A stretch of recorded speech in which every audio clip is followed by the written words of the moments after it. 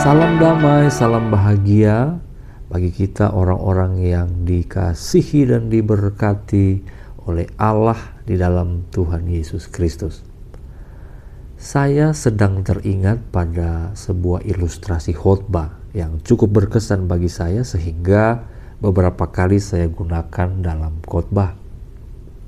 Ilustrasi ini bercerita tentang sepasang suami istri sedang mengendarai mobil pick up mereka menelusuri sebuah jalan desa yang sepi. Tiba-tiba mereka melihat di depan ada seorang kakek yang sedang kepayahan berjalan. Karena di atas pundak kakek ini ada satu ikat besar kayu bakar. Dan benar ketika mereka sampai di samping kakek tersebut, kepayahan, kelelahan, bahkan terengah-engah karena beratnya beban.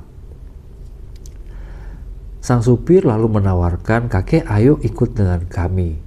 Naiklah ke bagian belakang mobil karena tidak ada muatan yang berarti. Nanti kami antar ke desa yang ada di depan." Kakek ini sangat senang, merespon lalu naik ke atas mobil tersebut. Beberapa puluh meter berjalan pelan, sang sopir kemudian menyadari ada sesuatu yang aneh. Yaitu dia mendengar suara kelelahan, suara pengeluhan, terengah-engah dari bagian belakang mobil.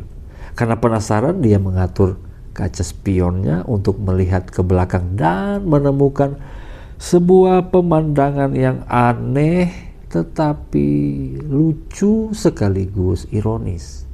Apa yang dia lihat?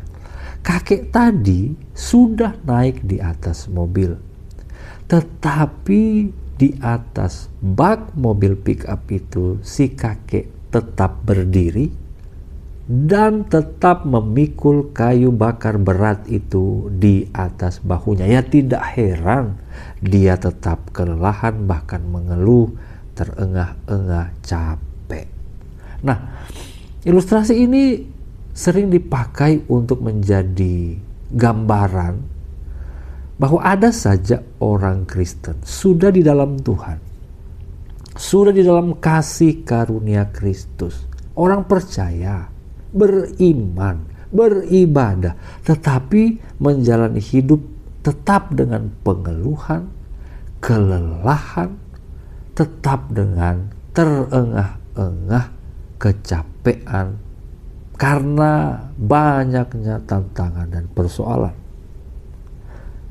Tetapi di balik semua kenyataan tersebut sebenarnya ada fasilitas kerajaan sorga. Alkitab memberi kesaksian penuh dan tuntas fasilitas kerajaan sorga yang diberikan kepada orang percaya untuk menjalani hidupnya.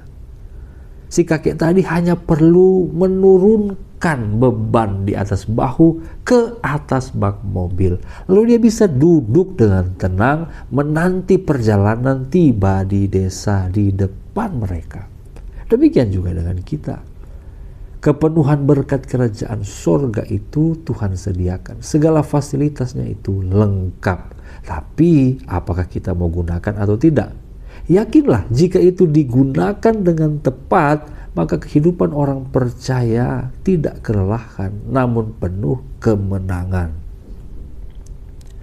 Salah satu fasilitas kerajaan sorga yang sangat penting, bahkan ultimate, kita bisa lihat dalam 2 Timotius pasal 3 ayat 10 sampai 17. Di ayat 15 dikatakan, "Ingatlah juga bahwa dari kecil engkau sudah mengenal kitab suci." Di ayat 16 dikatakan segala tulisan yang diilhamkan Allah. Apa ini? Apa fasilitas ini? Yaitu firman Tuhan, kebenaran Allah dari kitab suci, dari segala tulisan yang diilhamkan Allah. Kita lihat di ayat 15. Pengenalan akan kitab suci ini ternyata dapat memberi hikmat. dapat menuntun Timotius kepada keselamatan oleh iman kepada Kristus Yesus. Ini kan fasilitas yang luar biasa. Bayangkan kita dapat hikmat dari Tuhan, kita dapat tuntunan, maka pasti kita akan berkemenangan.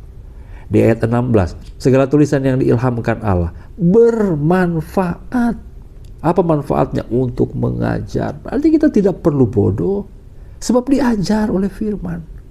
Untuk menyatakan kesalahan, berarti kita tidak perlu jatuh bangun dalam kesalahan yang sama atau gonta-ganti kesalahan, karena kesalahan itu dinyatakan untuk bisa selanjutnya dikatakan memperbaiki kelakuan.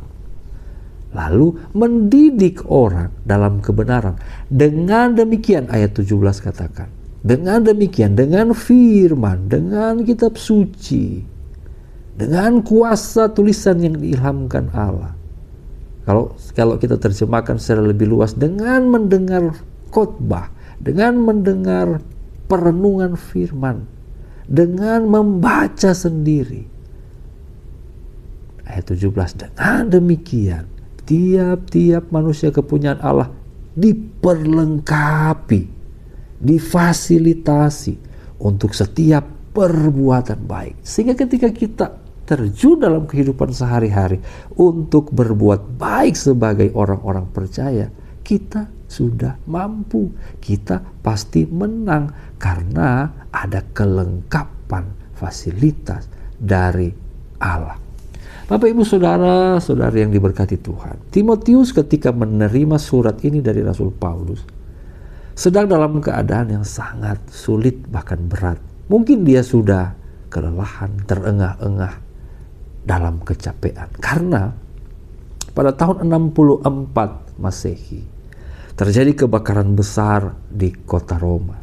Lalu Kaisar Nero menuduh pelakunya adalah orang-orang Kristen. Maka sejak saat itu orang-orang Kristen diburu, dianiaya, disiksa, termasuk jemaat yang ada di Efesus mendapat ancaman penganiayaan yang sama.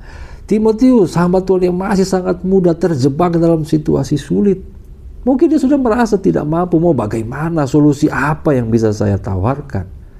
Lalu datanglah surat dari Rasul Paulus mengingatkan kepadanya, ada loh fasilitas kerajaan sorga. Apa itu? Firman, kitab suci. Gunakan itu, maka pasti dia akan mampu melewati situasi sulit tersebut. Bapak, Ibu, saudara yang diberkati Tuhan, setiap kita membaca firman, mendengar khotbah, jangan pernah lewatkan dia berlalu begitu saja. Tangkap pesannya, karena sesungguhnya dari firman Tuhan kita akan mengenal siapa Tuhan, lalu kita mengenal siapa kita menurut cara pandang Tuhan, sehingga kita bisa memutuskan harus berperilaku seperti apa saya berdasarkan siapa Tuhanku dan siapa diriku.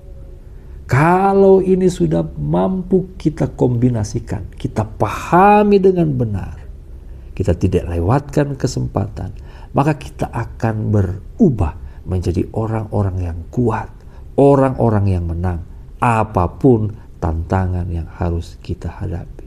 Karena memang benar, firman Allah itu membawa manfaat besar. Mari kita tunduk kepala, kita berdoa. Bapa di sorga, sadarkan kami akan kuasa Allah dan akan kami yang adalah ciptaan-Mu yang segambar serupa dengan Engkau. Sering oleh beratnya pergumulan kami lupa Tuhan, kami lupa diri. Tetapi biarlah firman-Mu yang berkuasa, firman-Mu yang bermanfaat itu mengubah kami, sehingga hidup kami tersadar kembali pada identitas kami yang sebenarnya, dan kami akan menggunakan fasilitas kerajaan sorga untuk berjalan sehari-hari, supaya dalam keseharian kami menemukan pengalaman kemenangan di dalam Engkau. Dalam nama Tuhan Yesus Kristus, penuh damai dan sejahtera hidup ini oleh cinta kasih-Mu. Amin.